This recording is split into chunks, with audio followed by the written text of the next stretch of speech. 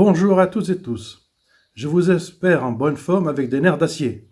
En cette période de confinement, bienvenue sur la chaîne. Nous allons donc faire le point économique au 10 avril 2020. À l'heure actuelle, la crise est pire qu'en 1929.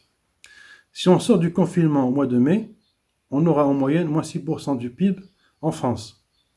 Monsieur Bruno Le Maire avait parlé de 45 milliards d'euros. Et maintenant, on passe à un peu plus du double, soit 100 milliards d'euros d'aide sur la table. On ne peut pas laisser les gens dans le besoin, sur le carreau.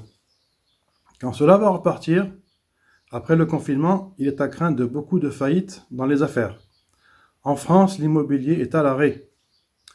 Comment l'outil de travail, de production va-t-il repartir? Question qu'on se pose. On parle de Kurzarbeit, travail court ou chômage partiel. Le salaire est assuré à 80-85%. On maintient les compétences des gens afin qu'ils soient prêts lors de la reprise et éviter le pire. On risque de reculer de 10 ans. La richesse va diminuer, plus les dettes qui s'accumulent. Par rapport au Corona-Bond dont j'avais parlé dans la dernière vidéo, les Européens se sont réunis et sont arrivés à un accord pour lâcher 500 milliards d'euros. Mais ce ne sont pas, en définitive, les Corona-Bonds, mais une autre forme de financement non mutualisé, il faut le savoir. Les États-Unis, en plus de ce qui avait déjà été mis en place, ont voté pour en mettre en plus sur la table, soit 2300 milliards de dollars, les bourses réagissant positivement à cette annonce. La France et la Belgique en ce moment sont à environ 200 milliards d'euros pour financer la crise. Après cette crise sanitaire, il y aura sans doute de l'inflation, donc tout le monde devra payer. Du style en fin de semaine, un vendredi après-midi X, l'État décidera, dès le lundi suivant à l'ouverture des marchés, on ponctionnera de 5 à 10% dans les comptes de plus de 100 000 euros. Dixit, la loi Sapin 2. Ce scénario est fort plausible, chers amis. Si ça continue, on n'aura plus confiance dans les banques, donc risque de bank run, c'est-à-dire tout le monde se rue à la banque pour retirer son cash. Les banques ont déjà prévu ce scénario et auront des outils pour limiter la casse. Dans cette crise sanitaire, on distingue un déficit de l'offre, un déficit de la demande. Comment va-t-on s'en sortir? Et comment les gens vont consommer après le confinement? Il est fort à parier que les gens ne se précipiteront pas pour aller consommer. Concernant le télétravail, est-ce que les gens vont travailler différemment? On aura besoin de moins de gens dans les bureaux. Ce sont des questions qu'il faut d'ores et déjà se poser. On risque de travailler de 2 à 3 jours par semaine en visioconférence. Beaucoup de changements à la clé sont à prévoir. Et dire qu'il y a quelques années, auparavant, on ne parlait même pas ou très rarement de télétravail. En fin de compte, le télétravail pourrait se généraliser. Le problème qui se pose pour l'aviation, les avions cloués au sol, ça coûte beaucoup d'argent. Il faut de 10 à 15 jours pour qu'ils reprennent les airs. Des contrôles draconiens et une révision générale et des essais au sol des réacteurs sont nécessaires. Absolument rien à voir avec une voiture en comparaison. Les compagnies aériennes qui vont s'en sortir seraient EasyJet, Ryanair. Quant aux compagnies nationales, les États ne laisseront pas tomber les fleurons nationaux. En règle générale, dans cette crise sanitaire, crise financière, les entreprises qui auront été aidées seront en quelque sorte sous le joug des banques centrales. Pour fabriquer une voiture, il faut aller chercher des pièces dans 37 pays en moyenne. Le virus est parti d'est en ouest, mais si on veut repartir, ce sera progressif, car tout le monde ne s'est pas arrêté en même temps. M. Macron dit carrément qu'il faut relocaliser un maximum d'entreprises, d'usines dans l'Union européenne. Mais il faudra en payer le prix et être prêt à payer de 10 à 30% plus cher qu'auparavant, ce qui induira de l'inflation. Qui dit inflation, les taux repartiront à la hausse et il y aura donc de meilleurs rendements, par exemple sur les livrets A et les assurances vie.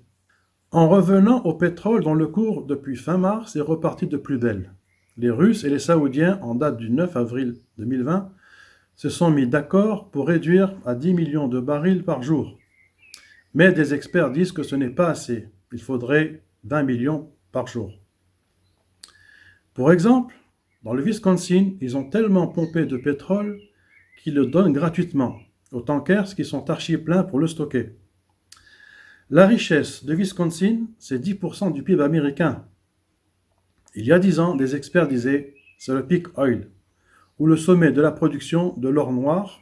Or, aujourd'hui, c'est tout le contraire, et il y en a à gogo. Le fonds saoudien aurait acheté des actions en bourse des pétroliers comme Total et Royal Dutch Shell, entre autres. Il y a donc dans ce contexte de crise des opportunités, des affaires à faire. Le malheur des uns fait le bonheur des autres. 7,8% de la production de pétrole était consommée par l'aviation en 2019. La navigation, 6,7%. Quant au transport routier, véhicules légers et fret, atteignait 49,3% de la consommation finale dans le monde. Sur le long terme, 35 à 40% de la performance des actions, c'est le dividende. En France, en ce moment, beaucoup d'entreprises, entre autres qui ont reçu des aides de l'État, gardent le dividende. Quand on te donne ou pas le dividende, cela revient au même, car le dividende reste dans la société et tu es toujours le propriétaire de l'action. Donc, à l'heure actuelle, il vaut mieux avoir des actions. On se pose tout de même la question suivante. Que vont devenir les dividendes dans ce contexte de crise actuelle? Nous rappelons que le dividende est important sur le long terme. Il faut changer de gamme, revoir les fondamentaux, revoir la localisation de la production. Nous n'avons pas le choix. Le fonds Amber Capital, un des principaux actionnaires du groupe Lagardère, qui détient 14% du capital depuis fin février 2020, voulait évincer Arnaud Lagardère, qui pour rappel est le président de ce groupe et M. Lagardère fait partie de la gouvernance, conseil de surveillance, qui est une société en commandite simple. Mais voilà, ceci est plus difficile pour faire dégager M. Lagardère et les autres membres du conseil de surveillance. Amber Capital voulant remplacer les membres du conseil de surveillance en faisant appel à M. Nicolas Sarkozy, ami d'Arnaud Lagardère, et à M. Guillaume Pépi, ancien PDG de la SNCF.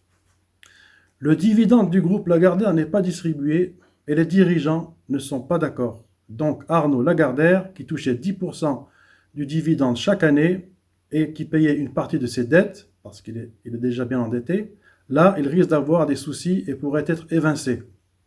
Le but, c'est que le groupe Lagardère ne distribue pas de dividendes aux sociétés en difficulté. Mais en réalité, comme je l'ai dit plus haut, ils veulent virer Arnaud Lagardère. Suite à l'annonce de ne pas donner de dividendes, l'action s'est envolée et a pris 11% en bourse. En conclusion, le fonds d'investissement Amber Capital veut virer la commandite par action du conseil de surveillance. Mais comment vont-ils faire?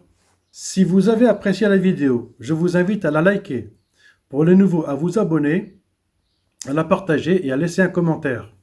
Je vous remercie de m'avoir suivi et je vous dis à très bientôt dans une prochaine vidéo. Bye!